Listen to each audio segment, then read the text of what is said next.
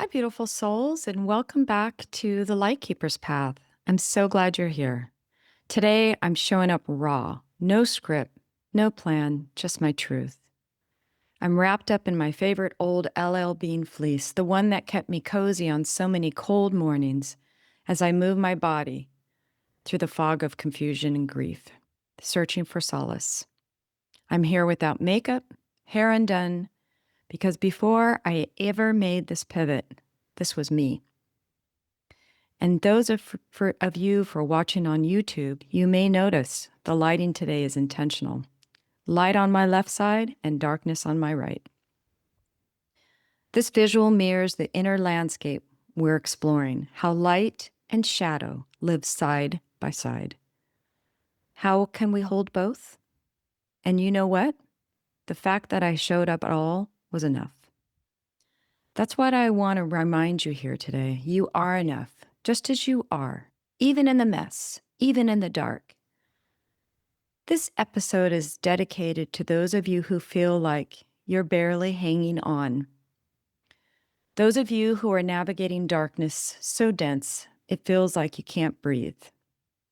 That kind of darkness isn't poetic. It's real, it's messy, it's heavy. It looks like dirty laundry piling up, unpaid bills, dust in the corner. It's a brain so overloaded you can't focus on a single simple task. You forgot why you walked into the room. You sit down to cry and nothing comes out.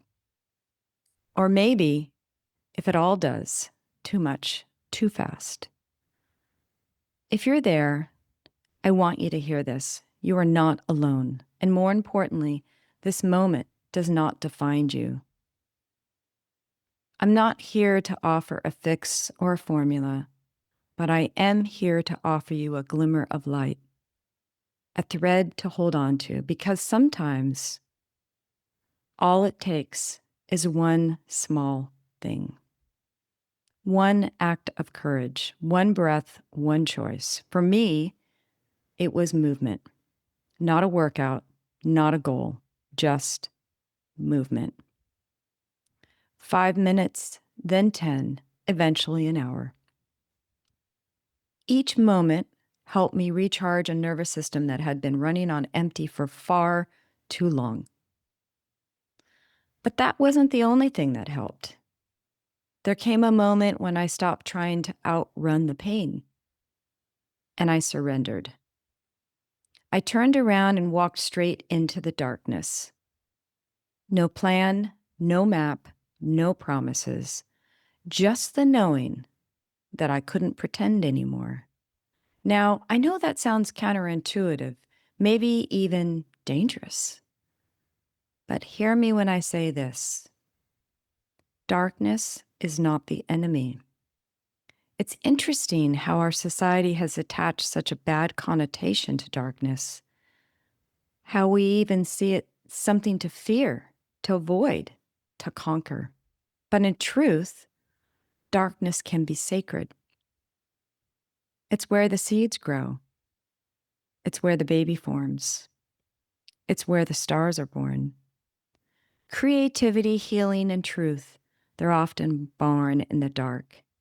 It's the womb space, the place where you meet yourself when all else falls away. And in that sacred dark, I met my soul again. Not all at once, not in a dramatic, cinematic way, but gently, in whispers. I walked away from the life I knew, not because I had a plan, but because I had to save myself. Because I knew I couldn't keep betraying my own light. It was bold, it was terrifying, and it took every ounce of courage I had. But here's what I can tell you from the other side. When you choose yourself, when you stop waiting for someone to rescue you and instead become the light you've been looking for, you rise. Maybe slowly, maybe shakily, but you rise. We think surrender means giving up. But surrender, true surrender, is giving in to your own becoming. It's letting go of the life that no longer fits to make space for the life that does. So if you're there right now in the middle of your own storm, just know this: you're not broken. You're breaking open. You are in sacred ground, even if it does not feel like it yet. Take one breath, one step. Wrap yourself in something soft. Sit with your raw, unpolished self, and remember, showing up is enough. If this episode touched something in you, I'd be honored if you'd subscribe, leave a review, or share it with someone who needs a little light today. Until next time, be gentle, be real, and make it a beautiful day. I'm so glad you're here today with me.